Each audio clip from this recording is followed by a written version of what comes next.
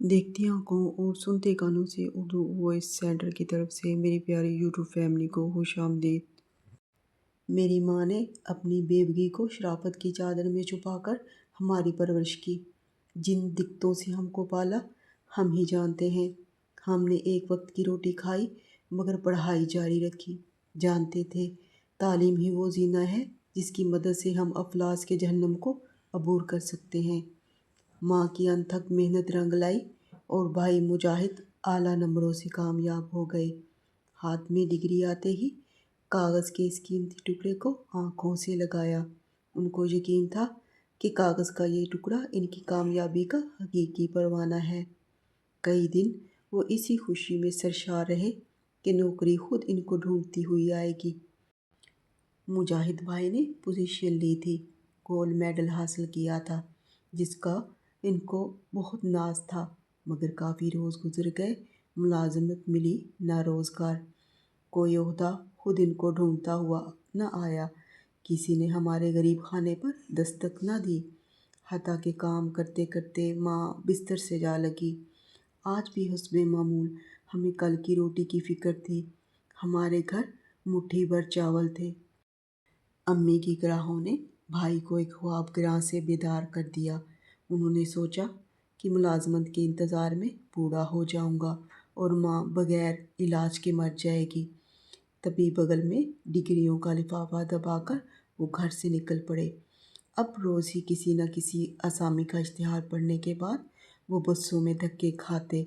सुबह शाम एक नए अज़्म के साथ निकल पड़ते और शाम को थके हारे जुआरी की तरह थके मांदे कदमों घर में दाखिल होते तो चेहरा शर्मिंदा होता। मैं इनको तसल्ली देती कि भाई मायूसी गुनाह है।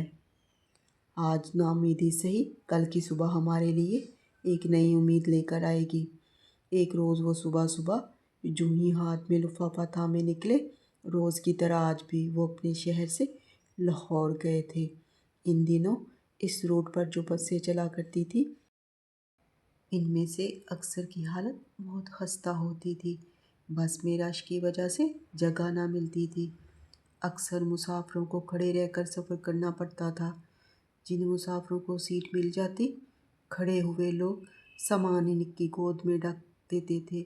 मेरे भाई को किस्मत से आज सीट मिल गई थी। इनकी गोद में काफ़ी लोगों का सामान भी पड़ा हुआ था। जब इनका बस स्टॉप आ गया तो तमाम मुसाफिरों ने इनसे सामान लेना शुरू कर दिया, मगर एक थैला रह गया जिसका दावेदार वहाँ कोई नहीं था।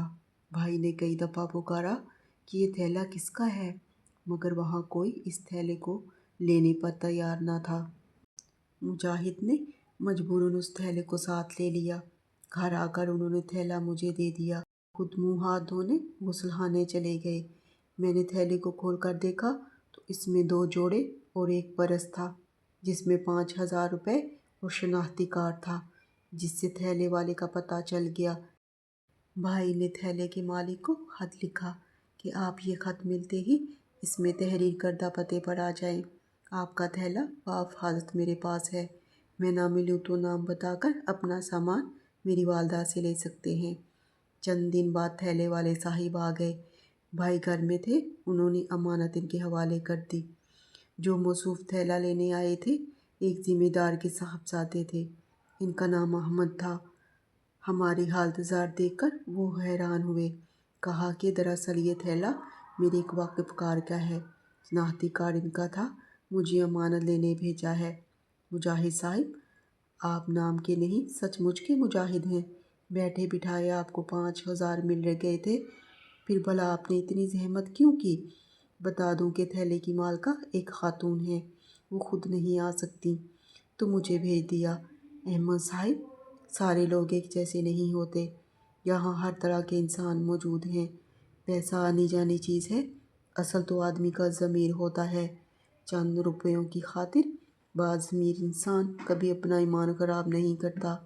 हराम की कमाई रास नहीं आती, इसलिए 5,000 की खातिर मैंने अपना ईमान ख़राब नहीं किया। यूँ पहली ही मुलाकात में भाई अमजद और अहमद की दोस्ती हो गई। इस मुलाकात में वो मेरे भाई के किरदार से बेहद मुतासिर हुआ और जाते हुए इनको अपने घर आने की दावत भी दे दी। जब भाई इसके घर गए तो हैरान रह गए। वो एक बड़े ज़मींदार का बेटा था। इनको किसी नेमत की कमी ना थी। अहमद इनका इकलौता लड़का था। इसके वालिद के तल्लुकात बाअसर लोगों के साथ थे। गर्ज दोनों दोस्ती में इतने एक दूसरे के करीब आ गए कि बरसों के फासले मिनटों में तय हो गए। मेरे भाई का बेहद एहतराम करता था अहमद, मगर वो एक बिगड़ा हुआ नवाबजादा था। मुजाहिद ने दोस्त होने के नाते इसको अच्छाई का रास्ता दिखाया, मगर वो अपनी मर्ज़ी करता था। भाई इसकी इस्लाह करने की कोशिश करते तो कहता, तुमको मेरी आदतों से क्या गर्ज, बस दोस्ती से गर्ज होना चाहिए। मेरे भाई के पास काबिलियत और लियाकत थी, मगर नौकरी के लिए सिफारिश नहीं थी। इनकी ईमानदारी की वजह से एक तगड़ी सिफारिश भी हाथ आ गई। अहमद की दोस्ती और असर और सूख से भाई को एक बहुत अच्छी मुलाजमत मिल गई। इस एहसान पर मेरे भाई का दिल अहमद का बेहद ममनून था। ये छुट्टी का दिन था। भाई अपने दोस्त से मिलने गए तो उसे डेरे पर एक तस्वीर से बातें करते हुए पाया। अच्छा हुआ मुजाहिद, तुम आ गए, मैं तुम्हारी तरफ ही आने वाला था। ये कहकर अहमद ने तस्वीर भाई को दिखाई। इनको लगा जैसे किसी लड़की की है। कोई हूर है जो तस्वीर के काले में सितारों भरा लिबास पहने आसमान से उतर आई है। लड़की ने वही जोड़ा पहना हुआ था जो हमने थैले में देखा था। ये किसकी तस्वीर है मुजाहिद? मुजाहिद भाई, ये लड़की फरीहा मेरी ज़िंदगी का हासिल है। मैं इसको अपनी शरीक हयात बनाना चाहता हूँ। ये लड़की एक नायाब फूल है और मैं इसकी खुशबू हूँ। खुशबू फूल से कुछ देर बाद जुदा हो जाती है। अगर ये तुमको ना मिली तो, ये मुझे ना मिली तो मेरी ज़िंदगी वीरान हो जाएगी मुजाहिद, जंगल में सूखे हुए दरख्त जैसी। तब मुजाहिद ने समझाया कि शादी हमेशा अच्छे घराने में करनी चाहिए। रह गई मोहब्बत की बात तो इस मामले में पड़ने वाले अक्सर दुखी देखे गए हैं। दुआ है तुम्हारी मोहब्बत तुमको हासिल हो जाए और रास भी आ जाए। मुजाहिद, ये कैसी अजीब मायूसी वाली बातें कर रहे हो? दरअसल हालात से लड़ते लड़ते तुम जज्बात से आरी हो गए हो। मुजाहिद भाई जानते थे कि अहमद के वालिद इस रिश्ते पर राज़ी ना होंगे। वो पुरानी वज़ा के रवायत पसंद ज़िम्मेदार थे और मोहब्बत की शादी के सख्त खिलाफ थे। इनके घर की ख़वातीन 7 पर्दों में रहती थीं। उस रोज़ अहमद मेरे भाई को प्रिया के घर ले गया और उससे मिलवाया। वो वाकई खूबसूरत थी। इन दोनों की मोहब्बत देखकर मुजाहिद ने दुआ की, खुदा करे वो अपनी मंजिलें पा लें। एक माह बाद अहमद हमारे घर आया और मुजाहिद को बताया कि इसके वालिदैन इसकी शादी फरीहा से करने पर राज़ी नहीं हैं। माँ शायद मान जाएं, मगर वालिद ने साफ कह दिया है कि अगर अहमद ने फरीहा से शादी की तो वो अपने बेटे के साथ तमाम रिश्ते ख़त्म कर देंगे। तो मैंने फ़ैसला किया है कि वालिदैन का घर वक्ती तौर पर छोड़कर फरीहा से कोर्ट मैरिज कर लूँ। वालिदैन को बाद में राज़ी कर लूँगा। मुझे फरीहा की वालदा को नगद 5 लाख रुपए देने हैं ताकि वो शादी का इंतज़ाम कर सके। अहमद, तुम अपने वालिदैन की इकलौती औलाद हो। वो तुम्हारे सर पर सेहरा देखने के शिद्दत से आरज़ूमंद हैं। मैं इनको बाद में मना लूँगा। उसने बात को टाल दिया। इसको फरीहा के सिवा कोई और नज़र नहीं आ रहा था। यूँ इसने कोर्ट मैरिज कर ली। शादी के बाद वो कुछ अरसा फरीहा के हमरा इस तरह अलहदा मकान में रहा कि कभी इसके पास रहता, कभी घर चला जाता था। अभी तक वालिदैन को इस खुफिया शादी का इल्म न था। मुजाहिद भाई ने अहमद को अपने मोहल्ले में किराए पर एक मकान लेकर दिया था ताकि जब इसका दोस्त वालिदैन के पास रहने जाए तो हम फरीहा का ख्याल रख सकें और वो खुद को अकेला महसूस ना करे। वो इस किस्म की लड़की थी जो अपने शोहरों से मोहब्बत रखती है, इसके साथ रूखी सूखी खाकर भी खुश रहती है। इसी सबब अहमद ने अपनी तमाम साबका बुरी आदतें तर्क कर दी थी। वो भी एक अच्छा शोहर साबित हुआ था। अगर फरीहा को थोड़ी सी तकलीफ़ भी होती तो वो तड़प जाता, कहता कि ये लड़की बहुत नाजुक है, उसे फूल की पत्ती भी छू ले तो दुख होता है।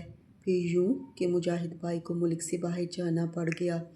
अहमद ने कहा कि यार बाहर क्या रखा है, मत जाओ, अपने मुल्क में अपनों के साथ रहो। مگر میرے بھائی ہر حال میں جانا چاہتے تھے۔ کہنے لگے، یوں سمجھ لو کہ میں اپنے ادھورے خوابوں کو رنگ بھرنے جا رہا ہوں، دعا کرنا، انشاءاللہ جلد ملاقات ہوگی۔ کچھ عرصے بعد بھائی نے مجھے اور امی کو بھی بلوا لیا اور دیار غیر میں ہم 4 سال رہے۔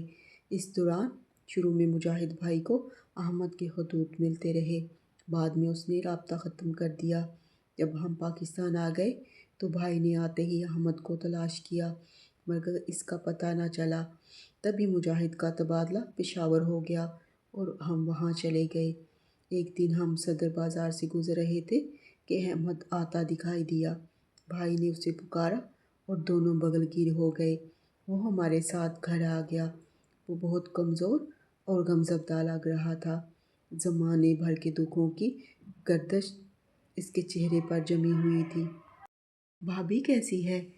فریحہ اب میری زندگی میں نہیں ہے، احمد نے جواب دیا۔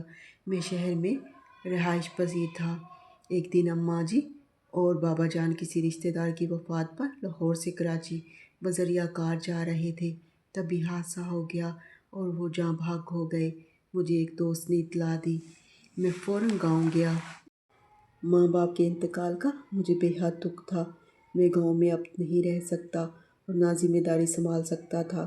میں نے تمام زمین جائیداد فروخت کر دی اور شہر آ گیا۔ اپنا یہاں کاروبار کر لیا۔ اللہ نے برکت دی، کاروبار چل پڑا اور شہر میں عزت بھی ملنے لگی۔ سبھی لوگ مجھے جاننے لگے۔ ایک بچی کا باپ بھی بن چکا تھا۔ مجھے بہت سکون تھا، مگر میں اس کی طرف سے فکرمند رہتا تھا کہ وہ اکیلی تھی۔ کنبے کا ساتھ اس کو کبھی نہ ملا۔ ایک ملازمہ دن رات اس کے ساتھ رہتی تھی۔ یہ وہ ملازمہ میری وہ آیا تھی جس نے مجھے پالا تھا۔ سب ان کو دائی اماں کہتے تھے۔ یہ میرے بھروسے کی خاتون تھی جس کا علم میری بیوی کو نہ تھا۔ تب بھی وہ کبھی کبھی اس کے ساتھ ایسا سلوک بھی کر جاتی تھی جسے وہ اس کی ملازمہ ہو، مگر آیا اماں برداشت کر لیا کرتی تھی۔ مجھے علم نہ تھا کہ گھر سے میرے جانے کے بعد فریحہ کیا کرتی ہے، کدھر آتی جاتی ہے۔ میں کبھی یہ سب اس سے پوچھتا بھی نہ تھا۔ مجھ کو اس پر کمال کا بھروسہ تھا۔ ایک دن میں ضروری کام سے 4 دن کے لیے اسلام آباد گیا، مگر کام اگلے دن ہو گیا تو میں فوری واپس آ گیا۔ فریحہ کو گمان بھی نہ تھا کہ میں اگلے دن واپس آ جاؤں گا۔ وہ گھر میں نہیں تھی۔ شام کا وقت تھا، سوچا بازار گئی ہوگی۔ رات تک انتظار کرتا رہا، وہ نہ آئی تو فکر لاحق ہوئی۔ اماں رحمہ سے پوچھا تو وہ گھبرا گئی۔ تبھی مزید نہ کریدا کہ یہ بیچاری کیا جانے، فریحہ آ جائے گی تو اسی سے پوچھ لوں گا۔ میں گھر کی چھت پر جا کر ٹہلنے لگا، بار بار اوپر سے جھانک کر دیکھتا کیونکہ اب فکر بڑھ رہی تھی۔ رات کے 10 بج گئے اور وہ نہ آئی۔ 10:15 پر میں نے نیچے جھانکا۔ ہمارے گیٹ پر ایک گاڑی رکی اور فریحہ اس میں سے اتری۔ ایک نوجوان نے اتر کر اس کو خدا حافظ کہا اور اس کا بوسہ لیا، پھر گاڑی میں بیٹھ کر چلا گیا۔ تبھی فریحہ نے بیل بجائی۔ رحمہ اماں نے دروازہ کھولا۔ میں تب تک سیڑھیاں اتر کر صحن میں آ چکا تھا۔ مجھے سامنے دیکھ کر فریحہ حیرت زدہ رہ گئی۔ اس کے لبوں سے بے اختیار یہ الفاظ نکلے، آپ تو 4 دن بعد آنا تھا۔ میں نے اس کی بات کو نظر انداز کر کے پوچھا، تمہارے ساتھ کون تھا؟ میرا منہ بولا بھائی تھا۔ جھوٹ مت بولو، آج تک تم نے کسی منہ بولے بھائی کا ذکر تک نہیں کیا۔ مجھے رحمہ اماں نے سب بتا دیا ہے۔ جب میں گھر میں موجود نہیں ہوتا تو تم اس کے ساتھ جاتی ہو، کیا یہ سچ ہے یا جھوٹ؟ اس پر گھبرا گئی۔ حالانکہ رحمہ اماں نے ابھی تک یہ الفاظ میری بیوی کے خلاف کوئی الفاظ نہیں بولا تھا۔ فریحہ سے کوئی جواب نہیں بن پڑا، مگر چہرہ فک ہو گیا۔ بتاؤ، کیا منہ بولے بھائی اس طرح شوہر کی غیر موجودگی میں ملتے ہیں؟ کچھ تو شرم کرو۔ تمہاری وفا کا بھرم کھل چکا ہے۔ یہ تمہاری نہیں، میری خطا ہے کہ تمہارے خاندان کا اتا پتہ معلوم نہیں کیا اور تم سے شادی کر لی۔ وہ مجھ سے معافی مانگنے لگی، مگر معافی کی بجائے میں نے اس کو طلاق دے دی۔ احمد نے جب یہ الفاظ کہے تو وہ راکھ کا ڈھیر نظر آ رہا تھا۔ اس کو شاید اپنے والدین سے دھوکہ کرنے کی سزا ملی تھی۔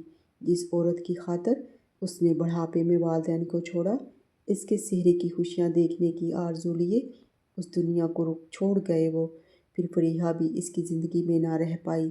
اس کی چھوٹی سی بچی ماں کے پیار سے محروم ہو گئی، جو اب رحمٰ ماں کی شفقت میں پڑ رہی تھی۔ مجاہد بھائی، لوگ سمجھتے ہیں دولت سے سکون ملتا ہے، کیونکہ دولت سے ہر شے خریدی جا سکتی ہے، لیکن میں کہتا ہوں کہ دولت سے سکون نہیں خریدا جا سکتا۔ میں قسم کھا کر کہتا ہوں کہ اگر کوئی مجھے سکون کے بدلے میری ساری دولت مانگ لے تو دے دوں۔ مجاہد بھائی نے اس کو تسلی دی، سمجھایا کہ خدا کی ذات سے نا امید ہونا گناہ ہے، اس ذات پر بھروسہ کرنا چاہیے، وہی ہے جو بے سکون دلوں کو سکون دے سکتا ہے۔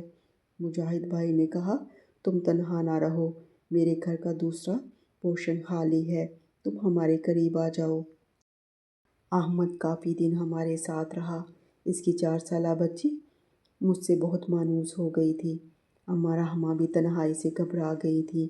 امی کے ساتھ کام کرتی، خوش رہتی کہ شکر ہے کوئی مجھ سے باتیں کرنے والا تو ملا۔ ایک مردہ دل شخص کو زندگی کی طرف واپس لانا آسان بات نہ تھی۔ یہ جان جوکھم کا کام تھا جو امی نے کیا۔ وہ احمد کا ایک ماں کی طرح خیال رکھنے لگی۔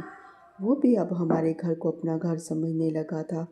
وہ چاہتا تھا کہ بھائی مجاہد سے دور نہ رہوں۔ اکیلے رہنے سے اسے تنہائی ستاتی تھی۔ احمد اور مجاہد بھائی کا ایک مشترکہ دوست اطہر تھا، جو کبھی کبھی ہمارے گھر آتا تھا۔ امی نے اس کی والدہ اور بیوی سے کہہ رکھا تھا کہ کوئی مناسب رشتہ ہو تو میری بیٹی کے لیے کوشش کریں۔ ایک دن اس نے امی سے کہا، آنٹی، اگر دوستی رشتہ داری میں بدل جائے تو کیسا ہے؟ احمد آپ لوگوں کے پاس خوش رہتا ہے۔ شاید اطہر اس کے دل کی بات امی تک پہنچانا چاہ رہا تھا۔ امی اور مجاہد بھائی اس کی بات کا مطلب سمجھ گئے، اور میری تقدیر میں جو لکھا تھا پورا ہو گیا۔ میری احمد سے شادی ہو گئی اور وہ ہمارے گھر کا ہی ایک فرد بن گیا۔ بھائی مجاہد ایک اعلیٰ سرکاری عہدے پر پہنچ گئے تھے۔ یہ بھی احمد کے باعث ہوا تھا۔ میرے بھائی نے اس کو اپنا بہنوئی قبول کر کے احسان کا اچھا صلہ دے دیا۔ احمد کھلے دل، سادہ لوح اور پیار کرنے والا شخص تھا۔ فریحہ کی قسمت اچھی نہ تھی، لیکن میں اپنی قسمت پر ناز کرتی ہوں۔ اگر آپ کو یہ کہانی پسند آئی تو پلیز میرے چینل کو لائک، شیئر اور سبسکرائب ضرور کیجیے گا۔